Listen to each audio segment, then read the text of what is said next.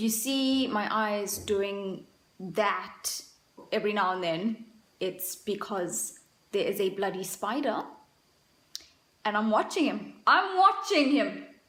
'Cause we had an agreement. We had an agreement that you can stay there. It's okay. I don't mind. I mean, I kind of do mind. But if you even flinch one of your 8 legs, it's game over. Please don't kill me. How's it, people? So I'm just putting this out there that if you were born in like the year 2000 and you're watching this video, you're probably not gonna understand half of the things I even mention on this video. But that's okay. There's no harm in just watching anyway. Okay, so do you remember back in the day when we only had TV and we didn't have YouTube and iPhones and other things to occupy our little minds with? Didn't I tell you all the people born in 2000 are like, what's a TV? So we had this thing called a TV, and we had these things on TV called cartoons, and sometimes we would watch these cartoons and sometimes we would develop like crushes. You know how like you have a favorite actor and you would develop a crush on them? Well, sometimes you would watch a cartoon and you would develop a crush on them. If you watch that cartoon long enough, you would, just develop a crush on them. It's just me. So I developed quite a few crushes on quite a few cartoons, and I have a whole bloody list of cartoons that just broke my achy breaky heart. And I know you also developed a crush on a cartoon, okay? I know I'm not alone in this. So without further ado, here is my list of cartoon characters that I had a crush on when I was younger, obviously. Yakko from the Animaniacs. There were 3 of them. There was Dot, Yakko, and Wacko. And like, I couldn't have a crush on Dot because Dot was a girl. She was also annoying as hell. And then there was Wacko, and Wacko was just a complete idiot. And I do like a guy who is quite smart. And Yakko was really smart. I mean, remember when he sang that Countries of the World song? And he was just so educational, and you just learned so many things from him. Also, he wore pants, and like wearing pants is very important to me. I think it was more the pants than his education, to be honest. Number 2, Loli. Does anyone even remember this? Oh my god, this is so embarrassing. Loli Worm. Yes, he was a worm. Loli Worm from the Busy World of Richard Scarry. And back then, I don't even think I knew he was a worm. I just thought he was a person who had 1 leg. I think I was just so impressed that he had 1 leg and he was still able to drive in his little Apple car. I used to fantasize about him, giving me a lift to the mall. Which reminds me, I should get my driver's license. Shit. Number 3! Rupert the Bear. Oh my god. It was just the accent. That bloody British accent. Oh my god. Gets me every time. The bananas from Bananas in Pajamas. Bananas in pajamas are running down the stairs. I'll run down your stairs any day. And I remember there were these 2 bears that used to just follow them, like giggly, pathetic little. They got to go on adventures with B1 and B2, and I so desperately wanted to be one of those bears. Skanks. Dipsy. Okay, I know what you're thinking, right? As if it was not bad enough that she had a thing for a worm and a bear and a bloody banana. Now she has a thing for a bloody Teletubby.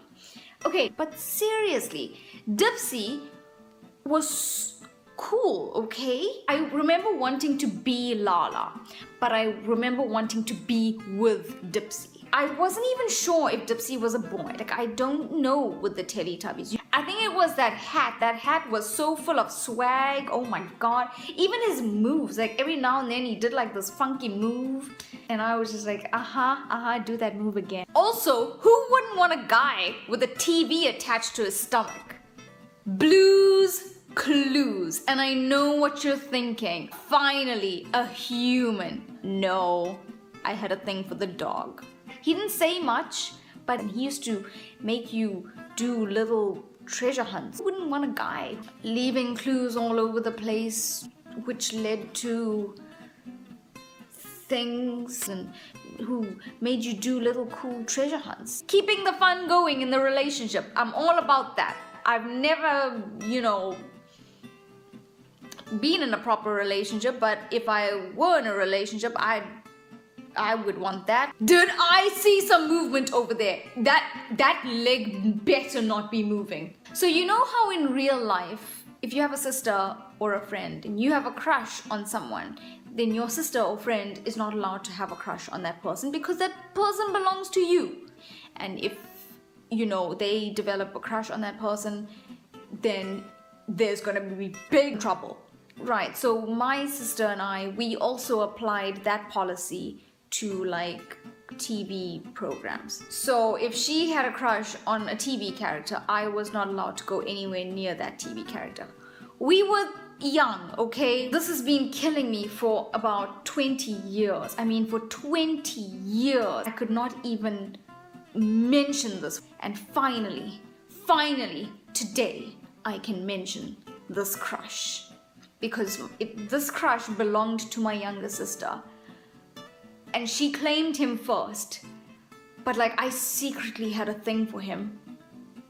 And I couldn't do anything about it because she would have punched my face if I said it to her. But I can say it today, it's totally okay because she's working in China and YouTube is banned in China, so she will never get to see this video. So here we go. It was Ash. Oh, I mean, who didn't have a crush on Ash? It's so unfair. I had to keep that in me for like almost 20 years. Ash, I mean, his voice was like so husky. Is it hot in here? Because I'm really hot. But really, it is really hot in here. Bloody hell, Korea. Can we just move on to autumn already? And now it is time for my ultimate crush. I left this one for last because things got nasty. This one I took really seriously and it got a bit intense and yeah.